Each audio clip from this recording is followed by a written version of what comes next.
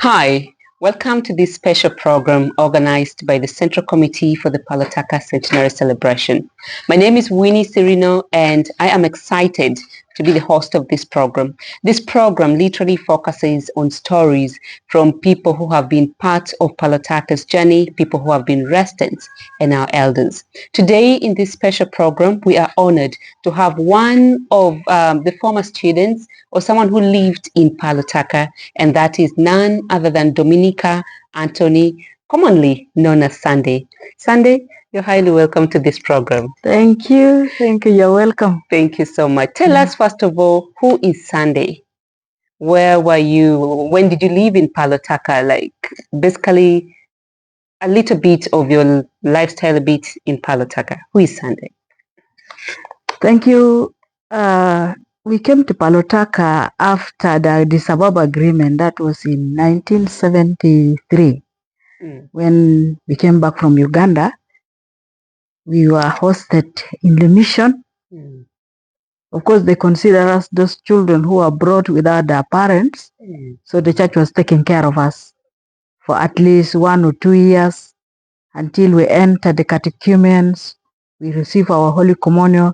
That is when our parents came and we joined the families. And the time you came, was it like coming home as you were just returning home, or it was a situation that forced people to come home? And how old were you by then? Yeah, we were coming back home from exile, of course. Okay. We were coming down from exile. It was about 9 years when we came.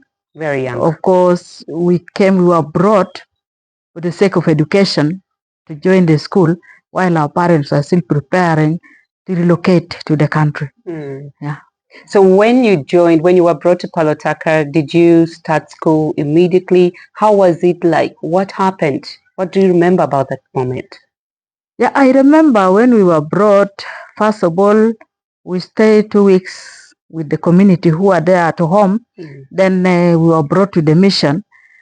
There was 2 sections. There was the boys' quarter and the girls' quarter. So we started with the school. At the same time, we were also taught the catechumens. In the morning, we go for school. Then in the evening, we are for catechumens. Of course, at that moment, Palotaka was having two sections. There was the girls section and the boys section. The girls section was from primary 1 up to primary 3. Now when you are going to 4, you join the co-education side, which is the side of the boys. That one did not last. We studied in that for 2 years. Then in the 3rd year, immediately we were amalgamated. So the school became one. No longer boys and girls school, but it was already a co-education school. So we were the first batch who received the Holy Communion in Palotaka after the return from the exile. We were the first group. Just before we enter into the Holy Communion bit, up to what level of education did you have in Palotaka? Was it until the secondary? Up to what level? Primary 6. Up to primary 6. Because it was primary 6, then you go to intermediate. So we were in Palotaka up to primary 6. And intermediate, you left Palotaka? Yes, intermediate. I was accepted in Magui, but I couldn't study in Magui because that was a very difficult situation. You have to go every week to go and collect your food from home, then you come with it. So my parents decided that I should come to Juba. So I came and I joined Addis Ababa. I did not study in Magui. Only I got the transfer letter and I came out. Yeah. Now, being the first people who received Holy Communion in Palotaka, just tell us a little bit about it. How are you people being trained during that time? Like, how exciting was it? Yeah, it was excited, but for me, the excitement was not that I was receiving the Holy Communion, because my father is a catechist. He was a catechist. He was teaching these catechumens at home. I always goes with them. I learn with them. But now when it comes to the time for receiving the Holy Communion, the priest will tell my father, this child is too small to receive it. So I missed for almost 3-4 times. My father started teaching the catechumens at home from Uganda. So I was there always with the catechumen. When it come to to the communion, they will give me unblessed communion just to console me that I will be in line with those people. But in reality, I was just deceived for that one. So when we came to Palotaka, really it was so excited, the first of its kind after the exile. People were very happy. Yeah. People were very, very happy. And we were very many. We were very many. At least 6 or 7 of us were the smallest kids among those elderly girls and boys.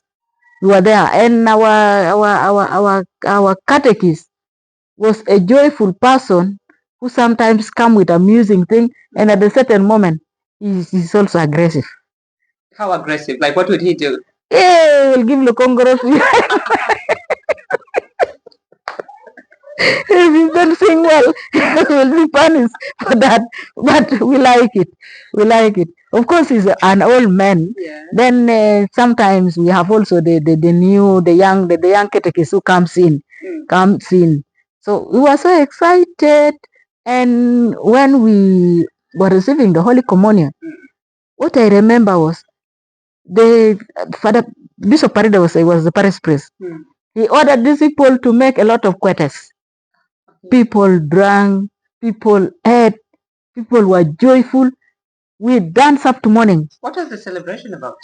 The communion. The Holy Communion group. Okay. So our parents were all invited. Of course, for me, my parents were not yet home. So my grandmother was around. So she represented the family in that celebration. Yeah. And what are some of the songs that you people used to sing during that day? Oh. Like if you sang a very bad one, then you know, we were just sample for us one. Yeah, we were having so many songs. Which one did you love the most? The most one I love was Ubilo Cristo bet kipos. When we are singing that song, you feel like you are flying. Oh. You are flying in the church. And the way the drummers were beating the drums, they used the 3 drums, one person tune the other one, the 2, you beat it in that rhythm. That makes everybody very happy. And from that moment, immediately after the communion, we joined the Crusaders. Immediately we joined the choirs. We were there. I was one of the sacristan. We were there. I was left in the mission for at least 2 years with the aim of the parish priest thinking that we would join the Sacred Heart to become a nun. Now the unfortunate thing is, when we were taken, they took us to Lower, but unfortunate for me, my uncle was very hard on my father. So the rest of the people were there. When we were taken, my uncle told my father, if you are sending this daughter away, you must pay the dowry of my sister first. Then if not, this child will die. So my father, hearing that one, he stopped me. So I came back. And it is unfortunate that all of us, that 9 girls who went, none of them became a nun. None of them became a nun. Yeah. Maybe you would have actually been the only nun who would have succeeded.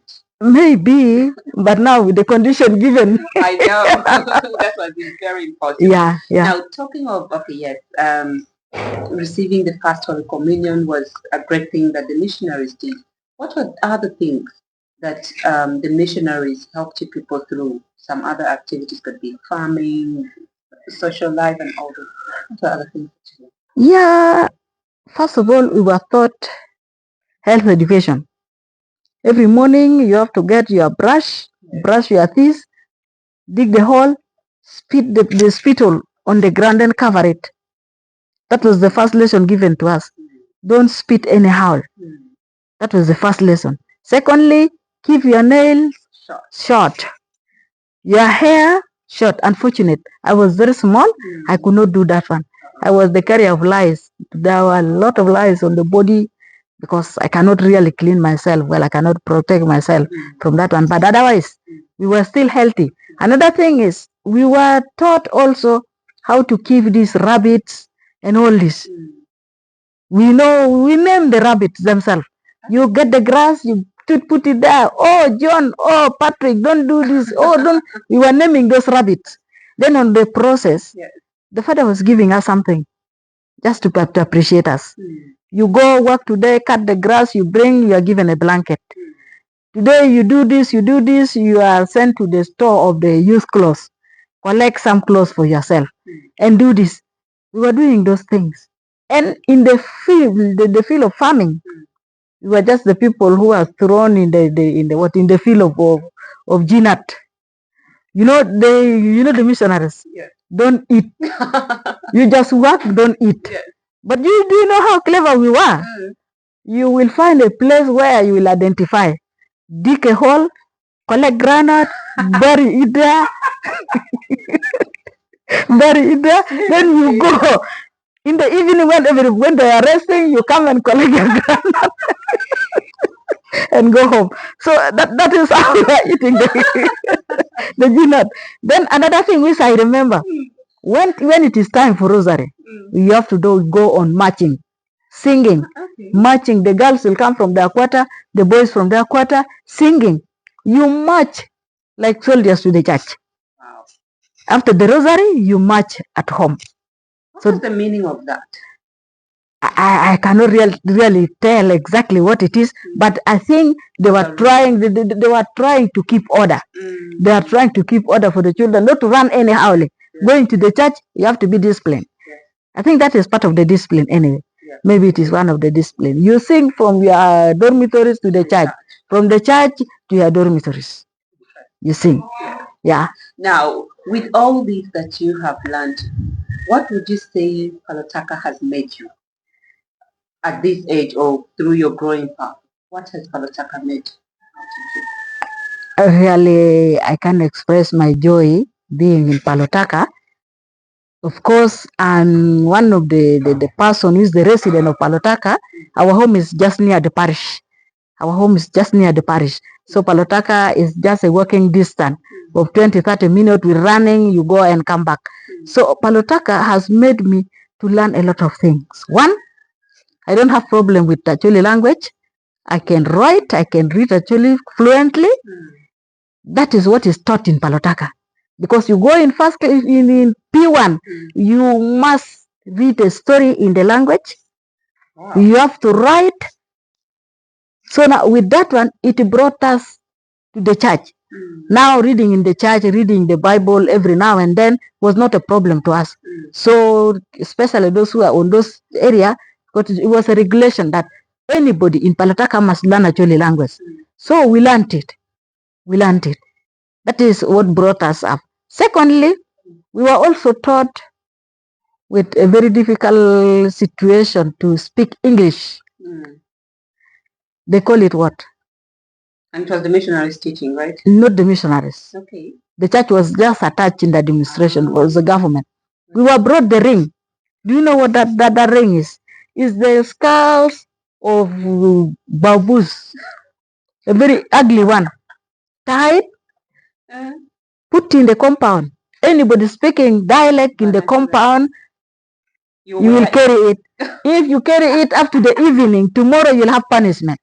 Wow. You'll have punishment. Why did you carry those things up to your house? So you will find that from that moment, many kids could not talk, those who cannot express themselves. For me, I was fluent in English because I started the preschool in Uganda. Where my father was a catechist. I was there for the preschool. So the English was not a problem for me. Now another thing is we were taught how to cultivate. You are given a portion of land, you prepare, you plant either sweet potatoes or maize or cassava. So our class was given a portion of land, we dug it and we planted the sweet potatoes. Visitors from the Ministry of Education went there. Our sweet potatoes produced in that way that it was surprising everybody. Very big. 6 of them fill a carton. Then the minister could not carry it. The minister could not carry it. So everybody was happy. Even at the end, they say, Palotaka will feed themselves, will feed with the fertile soil there. And another thing is, I was one of the athletes. I was taking 44 relay. I was taking 1,500 meters. I was also doing that one. We came to Magui. We beat the people of Magui. We beat the people of Madi. We went to Torit. We brought the so-called district cup to Palotaka. That was an exciting day. The first time. Which year was that? I can't remember the year. But when we reach today, when you are going to Palotaka, there is a branch that going to Alia, their side. Yeah. That river there. The river there, all the school were there. The headmaster was there waiting for us. When we came, we started running from there to prove to them that we are runners. So we ran up to the school. It was exciting. We find everybody there. The food was ready. Everybody was there. So we have to be accommodated for 3 days in the mission to celebrate that cup. I can't imagine the bulls, how many bulls. There were a lot of food. So those were the things we made in Paltaka. With that athletics, I came with it up to Juba. Wow. I was in Addis Ababa. I was one of the athletes until I fell. I have bruises. This is the bruises of Midan Buluk and one here. When we were for 1,500, I was almost to the stream. Then somebody was chasing me very seriously. He wanted to be the first, so I jumped. I jumped. On the process of jumping, I became number one, and the bruises also gave me. That was a win. Yes, that was a win still. So Palotaka has molded many people. It is unfortunate that at the end the whole thing was destroyed. Now, when they see when we came out, junior secondary was started, it was open, and the secondary school was also opened. When we were no longer there, it was open now there. Now Palotaka has so many tribes. I think all the tribes of South Sudan were there, even in the primary school, because some of them who came from Uganda just decided to reside there. What are some of these people that you remember probably? Yes, I remember one braver. It's called Kebe. Kebe has a son called John. John is around. Those are the products of Palotaka. Like those of Father Marshall. Yes. Those of Father Marshall, we were already there when we were for the catechumen. They are already seminarian. They were seminarian already. They were seminarian with those of late Michael. They were there, and there was one boy. That boy is called Locha. I don't know the other name. He was our trainer of Crusaders. Very thin, fine boy. He can really dance. Crusaders dance. He can dance. Now another thing, Palotaka was well known for his best dancers and best singers in Crusaders group. I remember we were taken to Lower. The people of Juba were taken. Palotaka was brought. The Nimule people came, and we became number one. Palotaka group. It was a singing competition. A singing and dancing competition of Crusaders. Okay. Now the amazing part of it, when we started, all those Acholi people who were in Lower, they collected themselves. You know, the NCA was having the office there. So those groups also organized themselves. When we were called to perform, after performing, they started dancing la raga raga. So the whole thing became actually thing. traditional dances. Everybody was happy. Wow. But unfortunately there, we were told not to touch the grass. We were told not to step on the soil which is made, and all this. And the difficulties there was the water. We don't know Madi language. You talk in actually, they answer you in Madi. Moreover, it is in the mission. But we managed to. Sometimes you just use sign language. Yeah. But Palotaka has molded many people. We were having the sisters. The sisters were there training girls how to knit. Your card, you are given the small domoria.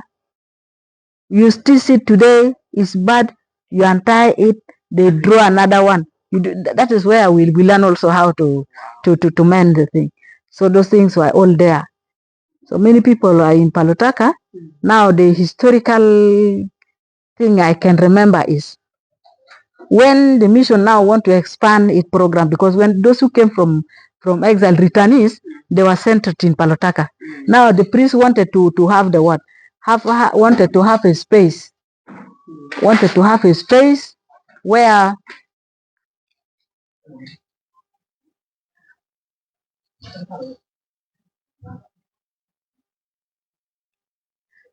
the priest wanted to have the space. So they were told to get out from the mission land. They were told to get out from the mission land. And they went, instead they settled in the mission land. You know, the boundaries of the mission is up to the road, and they came and settled side of it like this. Then the father of Marshall, a very amusing man, told the father that, you see, the best thing is you are chasing us away. Eat your oil. And that became the name of that place, Chamoni. Abuna Chamoni. So they left the mission, Abuna to eat his oil, they are moving aside. And that place up to today is having. Who was the Abuna by that time? It was Father John Lokito. John Lokito. Okay. Of course, we were there with those priests. Father Lotan came, he did not last that long. Father Adiang also was there, he did not last that long. Isidoro was there, Isidoro did not last that long. The person who lasted was Paride. Paride lasted, and Father John Lokito, all of them are late now. All those people I'm calling are all late, the priests are all late. Then after that one came also the late Father John Gary, who died recently, with Father Julius. Then Father Hakim was the last priest, the younger priest who ran from there. When Hakim was ordained, the spill of course came in. Now they came and invaded the area. As Hakim, you are given 12 goat.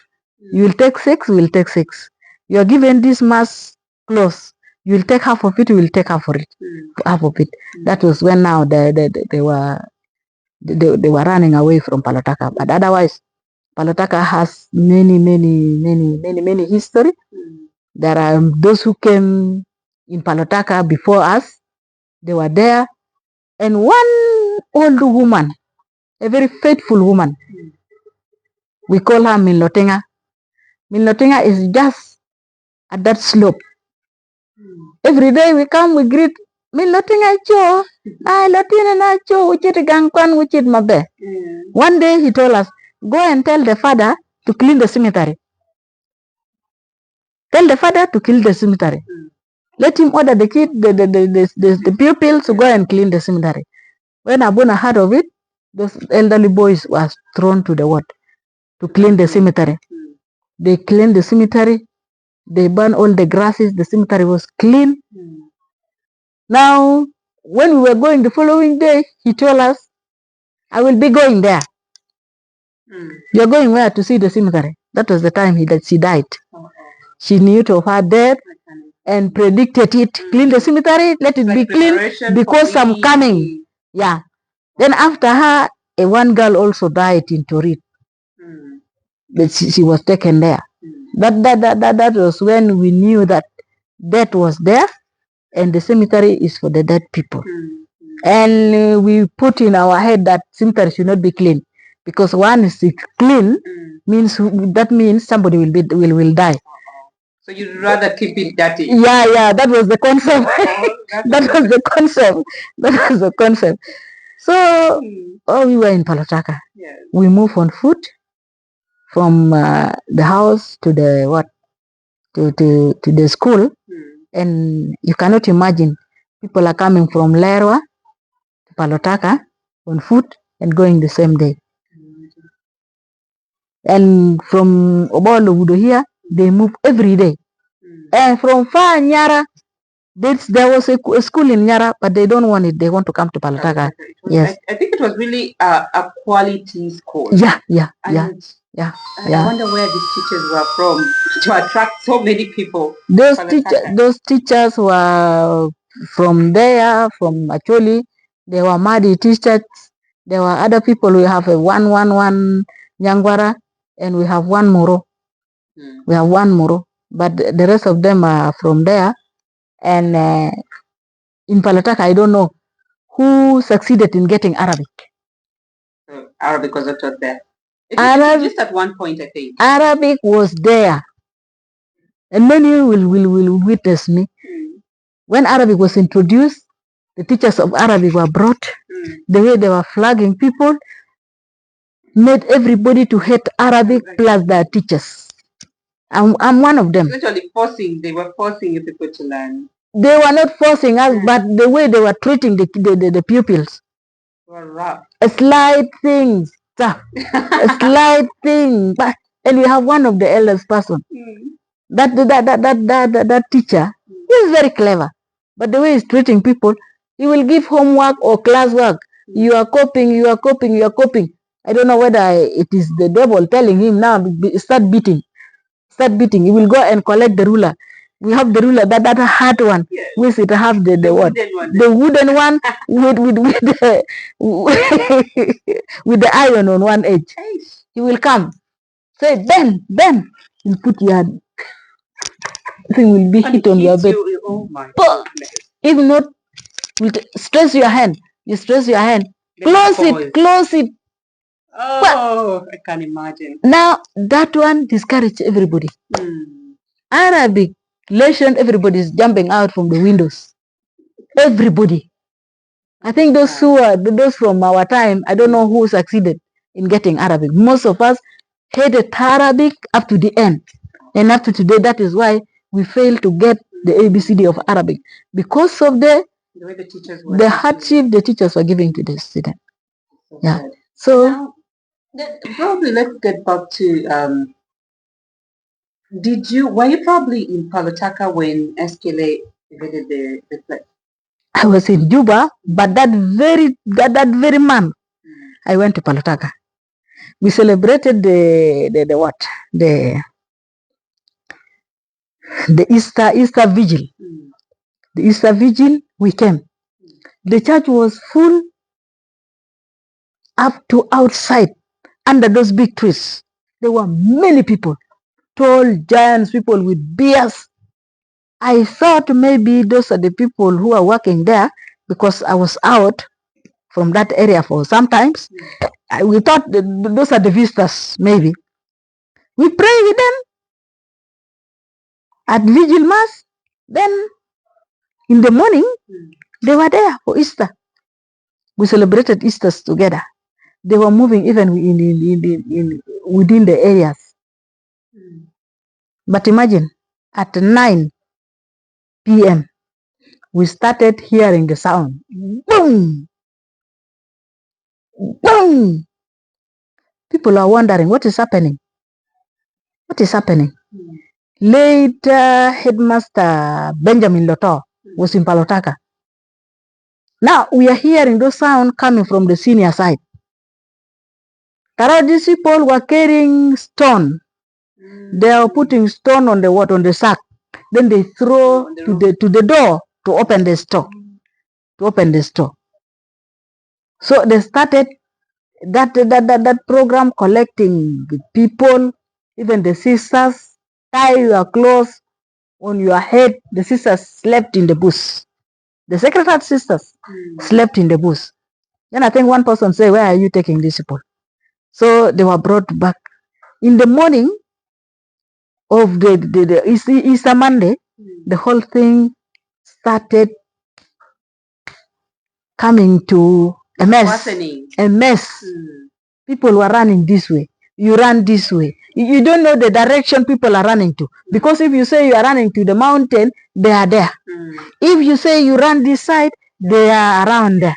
So people are just, it was a mess up for at least good 4 days. People were, you run where people are now with those things. It came on their mind because some of them did not hear even the sound of the gun. You hear the sound of the gun here, you run that side. You reach there, you heard the sound of the gun. You came this way. At the night, people are running to the bush. You sleep in the bush, you leave the house, not knowing that the SPLA were there. And in one instant, my uncle said, let us go. Those of Marino went somewhere else. I was with those of uncle. We went to the bush. There is a space there. The fire was lit. We were there, and just about 10 kilometers, the SPLA was slaughtering the goat. We hear the goat crying. We thought maybe those people in the area there are the ones chasing the goat. The SPLA were there, and they are seeing our fire. They ate the goat and they went. In the morning, these people say, yes, we saw your fire, but these people were here tormenting us. Imagine. I was there when the people ran away. We were maybe the last people to leave. We ran from there to Paloar. Then from Paloar, I left the family there. We came to Pajok and came back to Juba on a convoy, the first convoy also. The first convoy we were there coming to Juba. So the SPLA went there and they did those things. Now the sisters saw those things, they collected themselves. They were coming to Lower. When they reach Ame Junction, they fall in the ambush. Everything was collected. They only remained with petticoat, even Sifinja. Everything was taken. Only what they did not take was the car. They handed the key to the sisters with petticoat, veil, everything. So these people came. They came to Lower just like that with petticoat. For Darius moved in the bush for almost 7 days when he reached Lower. Those of Fadageri, these people came and undressed all the priests. But what the pity was, this white man, where is he going? He was given a shot and a vanilla. Then he dragged the tractor of Palotaka, with honey in the barrel. He carried it. I think he went up to Pajok and maybe to Uganda. Then that was the end of Palotaka. Now those who remained there looted the parish. The parish was looted. Because literally no one was there. Yeah. The thing which remained there was only the tractors. These people are having tractors because they have a farm. The farm was very big, supplying Juba, supplying Torit. So those food in the store and all those who are there feasted on it, plus even the spirit. That is why they remained there, because there was food. Yes. That is when the Red Army started there, because there was food, people can eat, that place can accommodate them. And the church of Palotaka was hit with Antinop, because Dr. Gereng was there. If you go now, you find the trains of Dr. Gereng in Palotaka, where he was staying. The trains is still there. Now hearing that is there, that Antinop was bombing. And I'm unfortunate of that parish, how many armed groups were there. We have the LRA, we have the UDSF, we have the Sudan Army, and we have the SPLA. These 4 groups were all there. All based there. Just because they can have something to eat. They can sustain themselves with food, because food is the strength. Sure. Yeah. Now, with all these distractions, but again, still with a lot of things that the missionary did, and now it's literally 100 years that we are making, or we are going to celebrate the centenary of Palotaka. What does the centenary celebration mean to you personally? The centenary means a lot for me. You know, when I was taken to Khartoum for treatment, I was asking God, why can't you reserve me to celebrate the centenary of Palotaka? Because that is my parish. That is where I received my first baptism. I received baptism in Palotaka when I was small, during the Anyanya one. And my first Holy Communion was there. The baptism was there. Then I was saying, now, maybe my last anointing will be in Palotaka. If God wishes, will be in Palotaka. So it is a joyful day, really, to celebrate, because you rarely celebrate 100 years. Sure. Now, for me, I'm saying, maybe our time is a blessed time. We celebrated the 100 years of Juba Diocese. Yes. We celebrated the 100 years of Palotaka. We celebrated the 100 years of Lower. Now we celebrated the 100 years of Torit. Yes. In our time, we have celebrated 4 centenaries. Which other people did not. So we are blessed. We are blessed. So I'm happy that the celebration comes when I'm still alive and I'm participating in it. That is the foundation of our faith. And I saw where the missionaries put their first stone of the church in Lerwa. I was there. We were moving there to collect the bananas, because the missionaries planted a lot of bananas, a lot of avocados, a lot of guavas, and some fruits. There is a banana up to today. I was asking those people in the village. There is a banana you eat like you are eating okra. Like you marawai. Banana like you marawai. Seriously. You are eating as if you are eating the okra. Yeah. Is it still exist? I don't know. That is what I'm asking. I don't know whether it is this. It what got finished. So those are the places. You see, and the building, the church of Lerwa, and the church of the Norma. There is a place in Palotaka, the part of the where the teachers training college was. If you go to that place, to that church, you put one step at the door, the sound is already, the whole church knows that somebody is coming. There is somebody coming. Just a step on the door. It will make noise. Wow, everybody knows that there is somebody entering. There is somebody entering. And that same sound in the first church in Lerwa, it was here in Palotaka. So you can see how amazing those things are. And up now there in the original place where the missionaries put the first stone, the walls are still standing. Yes. And some of the roofs are finished. And people, when during the SPLA time, during the war, people were residing there. That was also another area where people were there. But we used to go there. I remember we went with those of Father Lokitu. We celebrated the Mass in that Rukuba. One side broken, one side there. Just to remember it, we celebrated the Mass there with those people. And I learned that people are going for it to look, to see. So centenary to me is really an exciting thing. That is why when we were left with few years to come, I was very hard trying to tell people, you are sleeping, centenary is coming. Don't you want us to celebrate? Father Marcel, I went to the university to tell him, Abuna, you are sleeping, centenary is coming. Then he said, what do you want me to do? Say, Abuna, organize people. They say, but I will organize, I will give the responsibility. I say, no problem. Collect the people. Let us do something.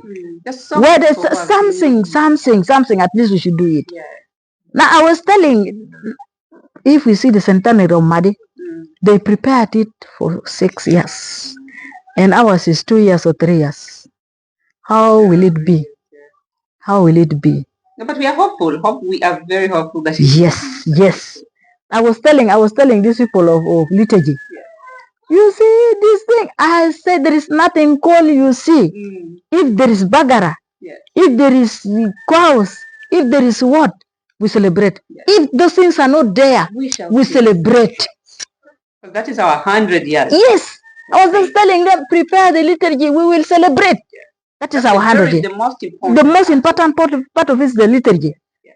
So the centenary is really giving us hope that the faith is not dying.